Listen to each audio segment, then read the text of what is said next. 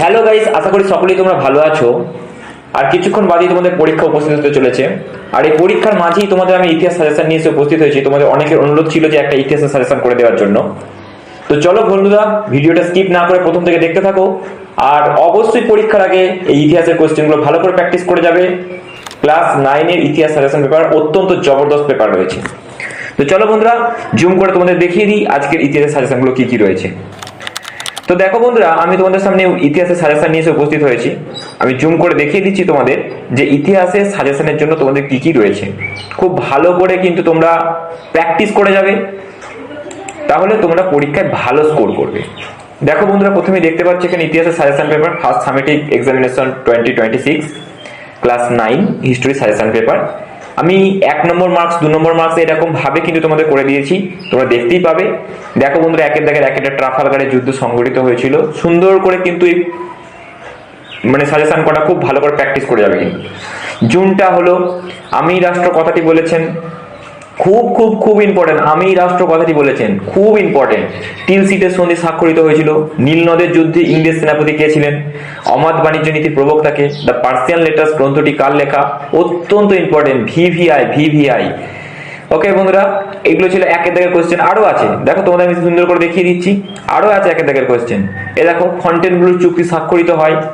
ফন্টেনব্লুর চুক্তি স্বাক্ষরিত হয় কবে? ফন্টেনব্লুর চুক্তি স্বাক্ষরিত হয়েছিল, সালগুলো দেওয়া আছে এখানে, তার মধ্যে একটা অপশনে হবে। এরকম অপশনগুলো কোশ্চেন কিন্তু তোমরা তোমাদের পরীক্ষায় দেখতে পাবে। ওকে বন্ধুরা, লেতর দ্য ক্যাসে হলো প্রজাপতি রাজা নামে পরিচিত, অত্যন্ত important, very very very very important. প্রজাপতি রাজা, ভেরি ভেরি ইম্পর্টেন্ট, প্রজাপতি রাজা নামে পরিচিত। ওয়ার অ্যান্ড পিস উপন্যাসটি কে লিখেছেন? ওয়ার অ্যান্ড পিস উপন্যাসটি কার লেখা? হ্যাঁ, ঠিক ধরেছো বন্ধুরা, তোমাদের মধ্যে অনেকেই করে ফেলবে। আর যারা করতে পারছো না তারা অবশ্যই কিন্তু রেডি করে নিও। কিন্তু তাতেও যদি করতে অসুবিধা হয় তোমরা আমাকে কমেন্টে জানাবে, অবশ্যই তোমাদের অ্যান্সার করে দেওয়া হবে। ক্ষমতা স্বতন্ত্রীকরণ নীতির প্রবক্তাকে? 2 এর দাগের কোশ্চেন।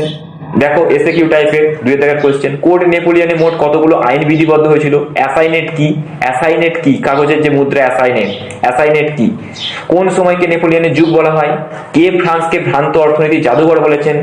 কোন যুদ্ধকে জাতিসমূহের যুদ্ধ বলা হয়? খুব খুব খুব ইম্পর্টেন্ট।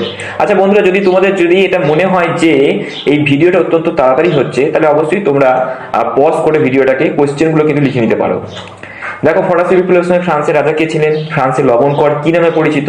দেখতেই পাচ্ছ এখানে 2 এর দাগের কোশ্চেনগুলো আমি কিন্তু দিয়ে দিয়েছি। এরপরে দেখো বন্ধুরা, 3 এর দাগের কোশ্চেন রয়েছে।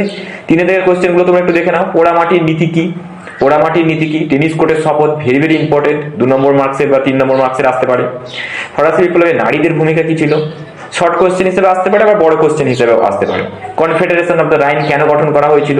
টিকা লেখো। Code Napoleon, very very very important. Code Napoleon. কাকে কেন দ্বিতীয় জাস্টিসিয়ান বলা হয়? ট্রাফালগারের যুদ্ধের ফলাফল আলোচনা করো। সেপ্টেম্বর হত্যাকাণ্ড বলতে কি বোঝায়? খুব খুব খুব ইম্পর্টেন্ট। মন্তেস্কু লেখা 2টো গ্রন্থের নাম লেখো। দেখো বন্ধুরা, পরের বড় কোশ্চেন দিয়ে দিয়েছি। 4 এর দাগের কোশ্চেন, 3 নম্বর মার্কসের। মহাদেশীয় অবরোধ কিভাবে নেপোলিয়নের পতনের জন্য দায়ী? ফরাসি বিপ্লবে নারীদের অবদান আগেও দেখিয়েছি, এখানেও দেখালাম। অর্থাৎ বড় কোশ্চেনও আসতে পারে, ছোট কোশ্চেনও আসতে পারে, তোমরা ভালো করে দেখে যাবে এটাকে। ব্যক্তি ও নাগরিকের অধিকারের ঘোষণার গুরুত্ব কি ছিল? বাস্তিল দুর্গের পতনের গুরুত্ব কি ছিল? এগুলো ছিল 3 নম্বর মার্কসের। এবার তোমাদের বড় কোশ্চেন কি কি আসতে পারে দেখো। ফরাসি বিপ্লবের দার্শনিকদের ভূমিকা প্রচন্ড ইম্পর্টেন্ট। মন্তেস্কু, রুশো, ভলতেয়ার, এই সমস্ত কিন্তু ফিজিওক্র্যাট গোষ্ঠী যে সমস্ত রয়েছে, ডেনিস দিদিয়ের, রিয়েলেমবার্ট, এগুলো কিন্তু ভালো করে তোমরা দেখে যাবে। আরো কোশ্চেন আছে 2-1টা বড় কোশ্চেনের মধ্যে, চলো তোমাদেরকে আমি দেখিয়ে দিচ্ছি। বড় কোশ্চেনের মধ্যে আরো কি কি রয়েছে একটু দেখিয়ে দিচ্ছি তোমাদেরকে, দেখে নাও। এই দেখো, বিপ্লব পূর্ববর্তী ফরাসি সমাজ কাঠামোর পরিচয় দাও। যেখানে যাজক সম্প্রদায়, অভিজাত সম্প্রদায় ছিল না, সেগুলো তৃতীয় সম্প্রদায় যেগুলো ছিল, প্রথম দ্বিতীয় তৃতীয় সম্প্রদায়, সেই ফরাসি সমাজ কাঠামোর বিবরণ কিন্তু তোমাদেরকে দিতে হবে। ফরাসি সংবিধান সভার কার্যাবলী ও সংস্কারগুলো সংক্ষেপে আলোচনা করো। এই ছিল তোমাদের সাজেশন। খুব ভালো করে তোমরা পরীক্ষায় দেখে যাবে, যাতে করে তোমাদের পরীক্ষায় কোনো কোয়েশ্চেন লিখতে প্রবলেম না হয়। তো আশা করি তোমাদের পরীক্ষা খুব ভালো হবে, তোমরা ভালোভাবে পড়াশোনা করো। তো এখানেই শেষ করছি আজকের ভিডিওটা। ওকে বন্ধুরা, বাই বাই, দেখা হচ্ছে পরের ভিডিও।